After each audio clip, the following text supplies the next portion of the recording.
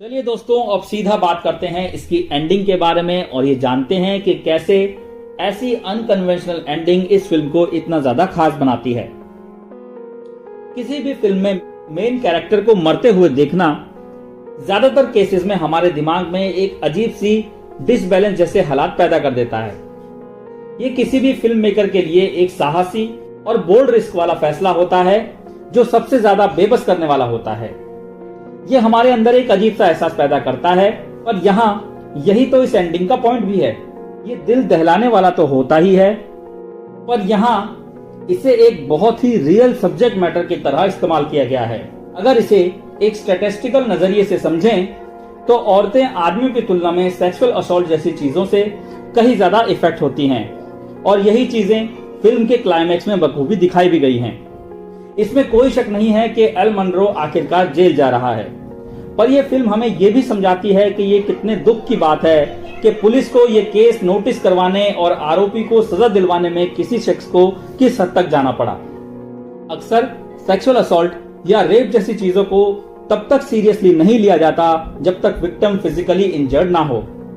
इस फिल्म की writer director emerald fennel इस एंडिंग को चुनने के पीछे के रीजंस को एक्सप्लेन करते हुए कहती हैं, मुझे लगता है कि मैं भी इस फिल्म को उसी तरह एंड करना चाहती थी जैसे कि बाकी सब चाहते थे, पर जब मैं रिवेंज मूवी के उस मोड़ तक पहुंचती हूं जहां हम सब खून खराबे की मांग करने लगते हैं और जहां हम तहे दिल से ये चाहने लगते हैं कि कैसी हथियार निकाल के सबको सबक सिखाए, पर मुझे नहीं लगता कि एल इस बात पे कुछ नहीं करता।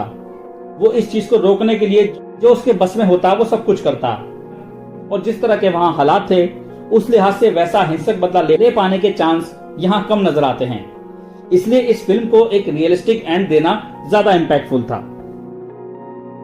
जैसा कि डीन वॉकर वाले सीन से हमें पता चलता है कि उस केस को ही सेड शी सेड वाली सिचुएशन के बेस पर डिसमिस कर दिया गया था क्योंकि इसके पक्ष में ज्यादा सबूत नहीं थे। फिर कॉलेज भी इस हादसे को भूल गया और मनरो ने बिना कोई कठिनाई झेले अपनी जिंदगी जी, ये कहते हुए कि जब वो सब हुआ तब वो एक बच्चा था और उसे ज्यादा कुछ पता नहीं था। वहीं दूसरी ओर नीना इस चीज से इतनी ज्यादा अफेक्टेड थी कि पहले उसने स्कूल छोड़ा और फिर सुसाइड करते हुए दुनिया ही छोड़ दी। उसकी बेस्ट फ्रेंड को भी उसे न्याय दिलाने के लिए बहुत बड़ी कीमत चुकानी पड़ी। एंड में कैसी की किस्मत नीना से इस तरह जुड़ी हुई थी कि उन्हें अलग कर पाना नामुमकिन था। उसने पूरी फिल्म उस हादसे से उबरने में निकाल दी और वो इस हद तक उसे कचोट रहा था कि वो बार बार क्लब जाकर नशे में होने का नाटक करती रही, इस उम्मीद में कि कोई तो ऐसा लड़का होगा जो उसकी हालत का गलत फायदा नहीं उठाएगा। पर इतने सारे लड़कों से मिलने के बाद भी उसे एक भी ऐसा लड़का नहीं मिला। असल में कड़वी सच्चाई ये है कि सिस्टम सामाजिक पैमाने पर आज भी इन रेपिस्ट के पक्ष में नजर आता है और प्रॉमिसिंग यंग वुमन अपने विध्वंसक एंड से इसी बात को बखूबी रिफ्लेक्ट करती हुई नजर आती है। अगर कैसी शादी देखने के लिए जिंदा रहती और एक एक्सपर्ट की तरह सबको खत्म कर देती तो ये फिल्म एक रिवेंज फैंटेसी बनकर रह जाती। यहाँ एक और दिलचस्प पहलू हमें नजर आता है कि यहाँ किसी स्ट्रिपर या सेक्स वर्कर को द गॉडफादर, हीट या अमेरिकन साइको मूवीज की तरह मेल कैरेक्टर द्वारा फिल्म के बीच में कहीं महज इस्तेमाल करके इनसिग्निफिकेंटली मारा नहीं जाता है, बल्कि यहाँ तो ये मर्डर हमें फिल्म थीम के सेंटर में खड़ा हुआ नजर आता है। ये तो हुई इसके अच्छे पहलुओं की बात। अब बात करते हैं इसकी कुछ खामियों पर। अगर हम रॉजर एबर्ट की वेबसाइट पे इस फिल्म के बारे में पढ़ें तो मैरी बेथ मैकेंड्रयूज इस फिल्म के कंक्लूजन के बारे में कहती हैं कि डायरेक्टर फेनल ने कैसी को मरवा के उसकी वजह से एस्टैब्लिश की गई सारी वुमेन एम्पावरमेंट को कमजोर कर दिया। पूरी फिल्म ऑडियंस को ये याद दिलाती है कि औरतों को जो इन चीजों से आघात पहुंचता है वो कुछ नहीं है, और अगर वो कभी उस आघात से उभरने की कोशिश करती हैं तो उसका अंजाम सिर्फ मौत होती है।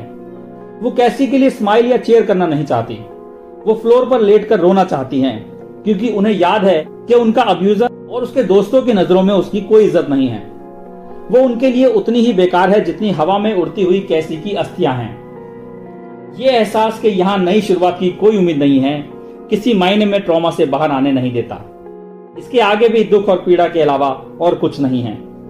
मुझे भी लगता है कि मैरी की ये बात बिल्कुल वाजिब और जरूरी सवाल उठाती है, और जब हम इस फिल्म के बारे में चर्चा करते हैं तो ये पहचानना बेहद अहम है कि ये फिल्म और इसके इश्यूज किसी के लिए कितने पर्सनल हो सकते हैं, जो इस बात पे डिपेंड करता है कि इस इशू से उनका एक्सपीरियंस कैसा रहा है।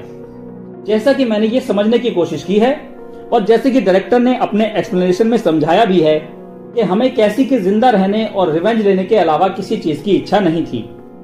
ये हम में से उन लोगों के लिए काम नहीं करेगा जो इस फिल्म से ये उम्मीद कर रहे हैं कि रेप के बारे में यहाँ कुछ हद तक कठोर और निराशाजनक रियलिटी हमें दिखाई जाएगी। और यहाँ मैं फैनल की कही गई एक बात और जोड़ना चाहूंगा कि यहाँ फिल्म की एक और एंडिंग ये हो सकती थी कि कैसी सबको मार देती और बाकी जिंदगी जेल में बिताती। ये वाकई भयानक होता।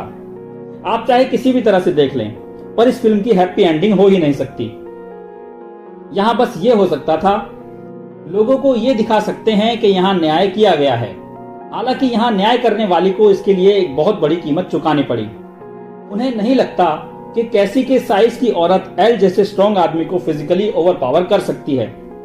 और आखिर में मैं ये कहकर इस वीडियो से विदा लेना चाहूंगा कि इसने बदला लेने की जर्नी के इस मिथ पर बड़े और वाजिब सवाल उठाए हैं, और यही इस फिल्म की सबसे बड़ी उपलब्धि भी है।